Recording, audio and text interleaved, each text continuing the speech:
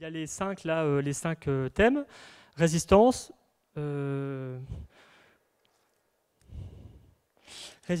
puissance, le propulseur, donc les hélices, la manœuvrabilité, la tenue à la mer et l'aérodynamique. Alors, les formes de carène. Donc, effectivement, l'objectif, c'est d'avoir un design de forme de carène très performante en très peu de temps. Là, je peux faire une petite parenthèse sur le processus. Il faut savoir que bon, nous, au service tour-dynamique, on travaille au stade avant-projet, c'est-à-dire que lorsque le client va nous voir avec un projet sans qu'il y ait un contrat, et on travaille jusqu'au SAV, service après-vente. Donc, ce qui nous permet d'avoir une vue globale un petit peu de l'ensemble du processus. Donc, avant-projet, c'est-à-dire que lorsque le client a une idée de son bateau, il faut savoir qu'en fait, il se ramène avec une page, un A4. Il vient nous voir, il nous dit voilà, moi j'aimerais un bateau qui accueille 4000 passagers, qui fasse du 24 nœuds, et puis voilà. Quelque part, c'est un petit peu simplement le concept qui veut qu'il fasse tel port et tel port, qui est important dans les dimensions générales du bateau, parce qu'en fait, il faut qu'on intègre les contraintes portuaires.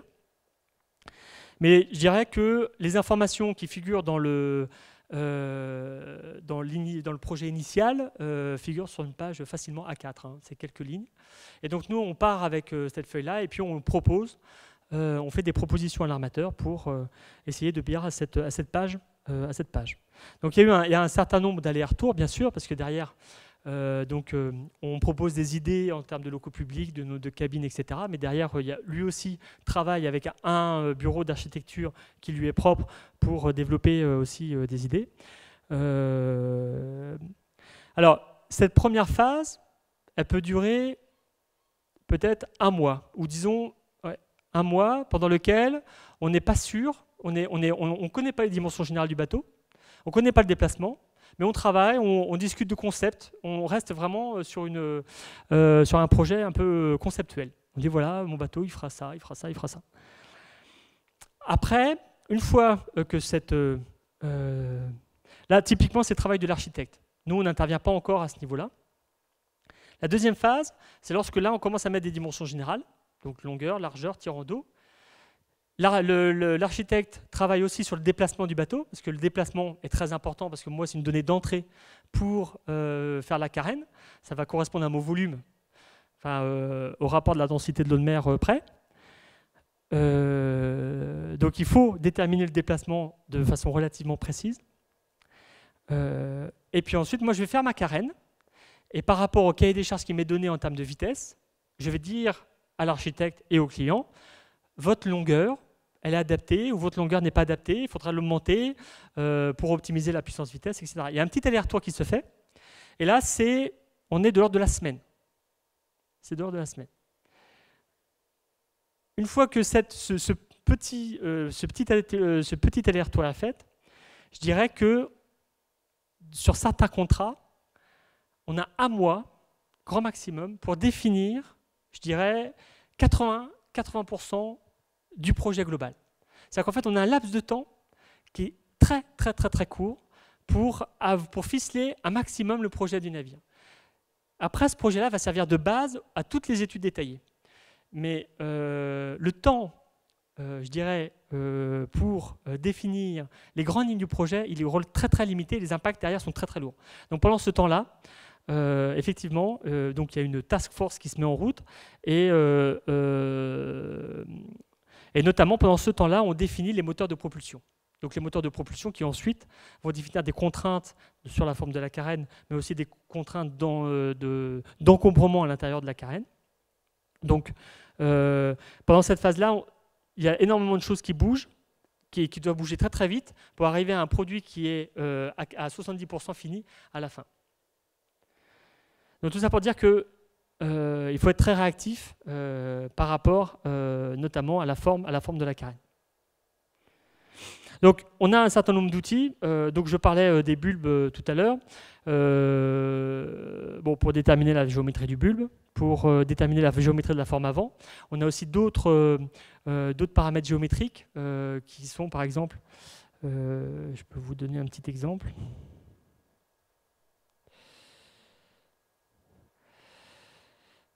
Bon, voilà, en fait, on fait différentes géométries de bulbe. Alors là, on voit qu'on joue sur la cambrure du bulbe, on joue sur la largeur du bulbe, on joue sur la longueur du bulbe, et on détermine, disons, de façon paramétrique, l'efficacité de chaque bulbe. Donc, ce qui nous fait une matrice qui est relativement importante. Et in fine, on regarde quel bulbe est à la résistance la plus faible, la résistance de vague la plus faible, et on sélectionne. Alors là, c'est typiquement un exemple sur lequel en fait, on a fait pas mal de variations paramétriques. Là maintenant, on a des APAC qui nous permettent d'avoir, qui nous permettent d'aller à l'optimum relativement rapidement. Ça dépend aussi de combien s'écarte le bateau par rapport au navire de référence que l'on a à disposition. Mais dans la majorité des cas, je dirais qu'une vingtaine de simulations suffisent pour arriver à un optimum. Alors, par rapport à ça, effectivement, il y a un parallèle qui est très très important. On parlait tout à l'heure de performance et on parlait des outils. On parlait de forme et d'outils. Il faut savoir que c'est complètement lié. Il y a eu, moi, lorsque j'ai commencé à travailler au chantier, on utilisait des outils dits potentiels. Donc en fait, ils faisaient des hypothèses sur la viscosité, la viscosité de l'eau. En fait, elle prenait mal en compte la viscosité de l'eau. Et à cette époque-là, on avait des bulbes qui étaient très très très bananés. En fait, on s'apercevait que sur la résistance de vague, des bulbes très bananés, alors vous imaginez une banane, et puis que vous mettez devant le bateau. Donc c'est des bulbes qui sont formés dans tous les axes, qui sont extrêmement compliqués à construire. Je parlais du formage tout à l'heure. Les ouvriers se plient en quatre pour construire ce genre de bulbe. C'était très très très compliqué à construire. Et donc, en utilisant ce potentiel, cet outil potentiel, on arrivait au résultat que c'était la forme optimum par rapport, et on appliquait ce résultat-là pour nos bateaux, et on a délivré pas mal de bateaux avec une forme de bulbe bananée. Lorsqu'on a fait des améliorations au niveau de l'outil, et lorsqu'on a pris en compte de façon plus exacte la viscosité dynamique de l'eau, on s'est rendu compte que ce bulbe-là, qui avait une forme très bananée, en fait, génère un tourbillon hautement énergétique et en fait, qui contribue à diminuer son efficacité. Et donc, on a changé de bulbe à partir du moment où on a changé d'outil. On est revenu à des bulbes qui étaient, disons, plus, quelque part, plus simples à construire, des bulbes plus cylindriques, dont la résistance de vague, si on utilisait notre outil potentiel, était plus forte que la résistance de vague du bulbe banané. Mais si on utilise notre outil en visqueux, en fait, in fine, on gagne par rapport au résultat avec bulbe banané. Donc, on a changé de design en fonction de l'outil qu'on a utilisé.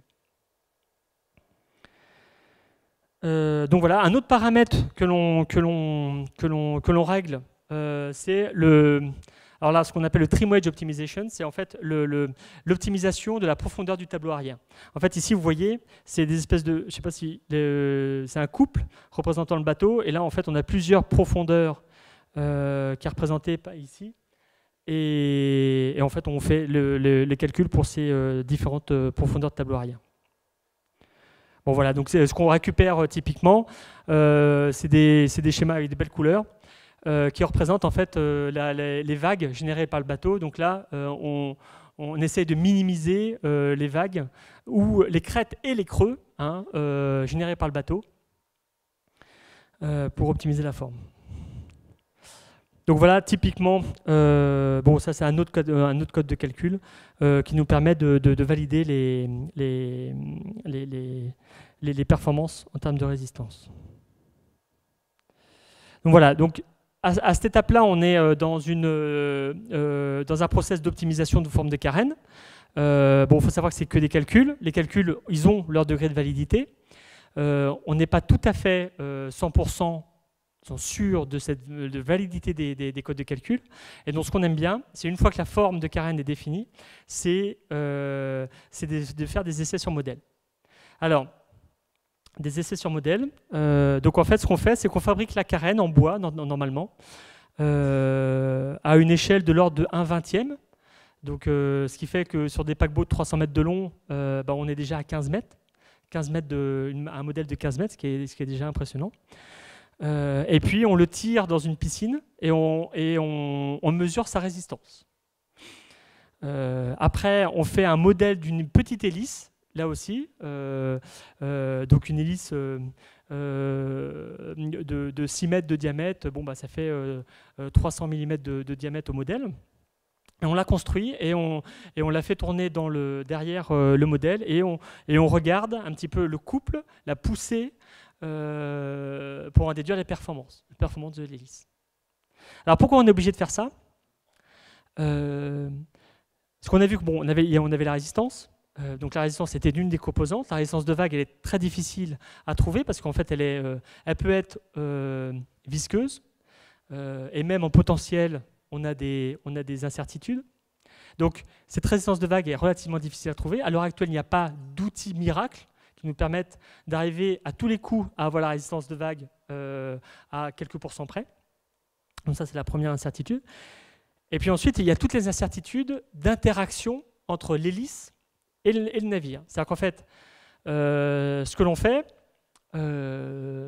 on a une hélice dont on détermine les performances en eau libre. C'est-à-dire qu'en fait, on détermine la poussée, le couple, dans un sillage uniforme, donc de façon complètement indépendante du navire.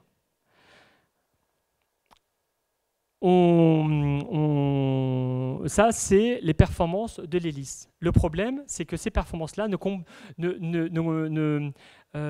sont pas celles de l'hélice derrière le bateau, parce qu'il y a des phénomènes d'interaction entre l'hélice et le navire. Et ces phénomènes d'interaction proviennent de phénomènes de viscosité, donc de phénomènes tourbillonnants, de phénomènes de turbulence, qui sont à l'heure actuelle très difficiles à modéliser numériquement. Et donc on est obligé de faire des essais sur modèle pour obtenir ces paramètres-là. Donc en fait, l'hydrodynamique est une science très difficile, mais qui, à l'heure actuelle, ne peut pas se passer de la validation d'essais sur modèle. Donc c'est pour ça qu'on reproduit à une échelle plus petite le navire pour nous permettre de faire une prévision de puissance-vitesse du gros bateau.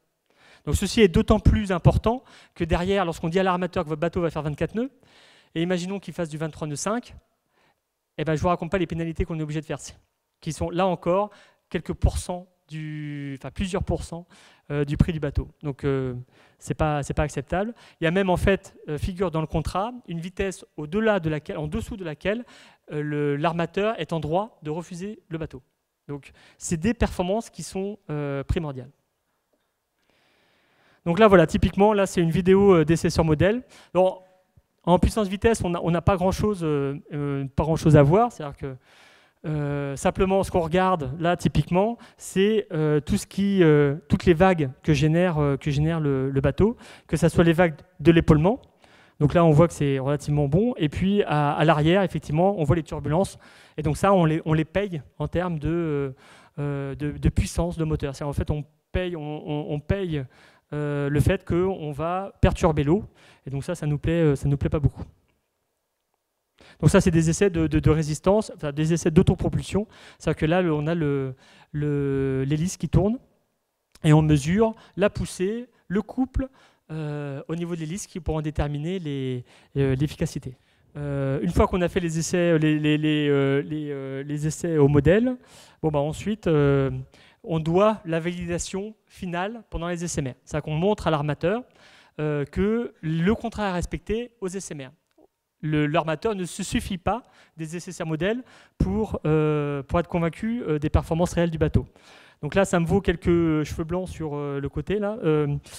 Pendant les essais mers, effectivement, on est beaucoup regardé lorsqu'on fait les essais de vitesse. Parce que c'est une performance contractuelle très très importante pour le bateau. Alors, il faut savoir que les essais de vitesse, ce n'est pas facile à faire, parce que contractuellement, on doit la vitesse dans des conditions très spécifiques. C'est-à-dire qu'il est hors de question de spécifier une vitesse avec un état de mer, avec du vent, avec du courant, quoi que ce soit. Nous, ce qu'on veut, ce qu'on spécifie, c'est une vitesse dans les conditions idéales, telles que le bateau ne va jamais rencontrer. Soit, mais c'est ce qu'on veut. Donc, pour les essais mer, on fait les essais de vitesse dans les conditions que l'on rencontre pendant les essais mer.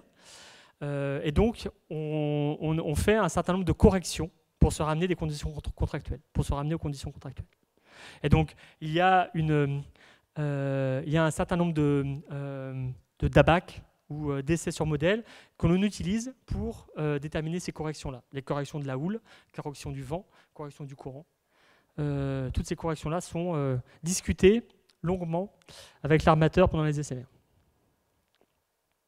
Alors, deuxième outil, et là je vois que je ne suis pas en avance, je vais peut-être accélérer le processus. Donc le design d'hélice. Alors là aussi, le design d'hélice est une performance clé au service hydrodynamique, parce qu'en fait, c'est ce qui détermine le rendement propulsif, donc ce qui est un élément très important dans la puissance à installer à bord.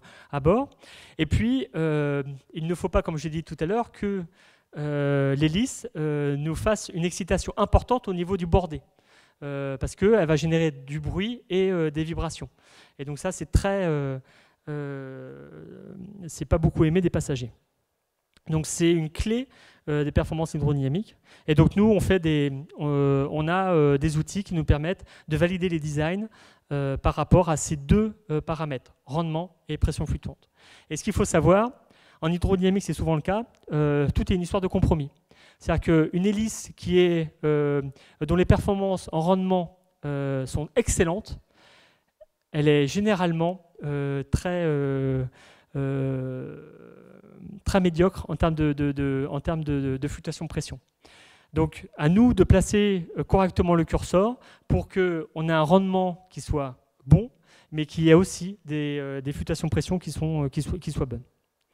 Donc là encore, on fait un certain nombre d'itérations sur le design en numérique et on sélectionne un certain nombre de designs que l'on teste en tunnel de cavitation. La cavitation, c'est on a des pressions au niveau de. Alors ce qu'il faut savoir, c'est au niveau de la pale d'hélice. En fait, la pale d'hélice, si on prend l'intersection d'une pale d'hélice par rapport à un cylindre, en fait, on observe comme si c'était une aile d'avion. C'est un profil, ce qu'on appelle un profil NACA. Et qu'on développe ce cylindre, après avoir fait la découpe, en fait, on a un profil NACA. Un profil NACA, typiquement, en aérodynamique, est performant à 70% en dépression et 30% en pression. C'est-à-dire, en fait, lorsqu'on prend l'avion, en fait, on est plutôt suspendu ou quelque part aspiré que poussé par l'air. Le problème en hydrodynamique, c'est que cette dépression, si on arrive à trop avoir à une dépression beaucoup trop importante, elle génère de la cavitation. C'est-à-dire qu'en fait, on a de l'air qui est créé et qui explose et qui nous génère des fluctuations de pression. Donc, il ne faut pas aller trop loin dans cette dépression, mais cette dépression est importante pour générer de l'efficacité. C'est là où je disais que c'était un compromis entre fluctuation de pression et rendement. Donc, il ne faut pas trop diminuer la pression pour éviter de la cavitation. La cavitation qui est nocive pour les vibrations et le bruit. Et donc, pour ce faire, un des paramètres importants dans le phénomène de la cavitation, dans le phénomène de pression, c'est la pression au niveau de la surface libre. Donc, et donc, ce qu'il faut qu'on fasse pour avoir une similitude entre le modèle et le réel, c'est diminuer la pression dans le bassin.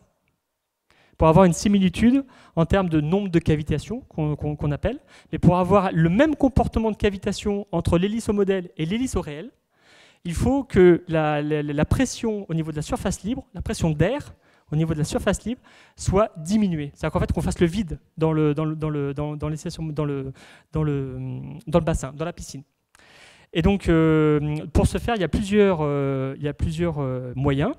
Il y en a un qui est d'utiliser un tunnel hydrodynamique. Donc un tunnel hydrodynamique, c'est simplement une boucle fermée sur laquelle en fait, on fait le vide au-dessus. Et en fait, pour avoir justement ce vide au-dessus de la surface libre, le problème de ça, c'est qu'en fait, le tunnel, on n'a pas réellement de surface libre. On ne modélise pas correctement tout ce qui est vague. Et tout ce qui est vague, quand on parle de pression, la vague crée aussi une pression hydrostatique. Donc, c'est important, ça peut être important dans certains cas de générer cette vague pour avoir la pression correcte de là où on regarde au niveau de l'hélice. Donc, c'est un problème des tunnels. Alors, ce qu'a décidé les Hollandais, ce qui est impressionnant, ils ont fabriqué une piscine fermée. Donc, la piscine, elle doit faire 250 mètres de long sur 5 mètres de large.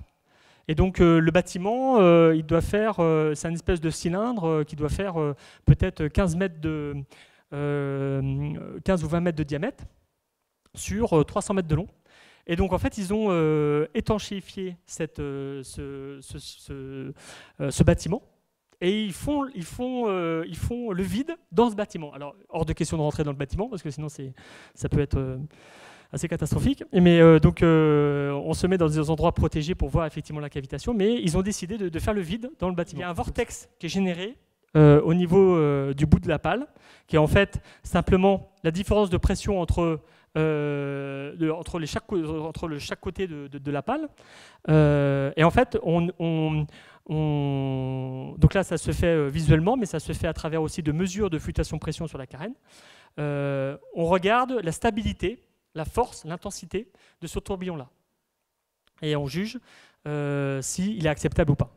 Donc ce tourbillon-là peut créer, dans certains cas, beaucoup de bruit, énormément de bruit, ce qu'on appelle le broadband. En fait, c'est une excitation large bande qui peut, lorsqu'on est à bord, ressembler à un bruit proche de vous prenez tout un tas de cailloux et vous le jetez sur une plaque de tôle. C'est un petit peu le bruit que ça peut faire, si il a mal été pris en compte. Donc c'est important de prendre en compte ce genre de phénomène.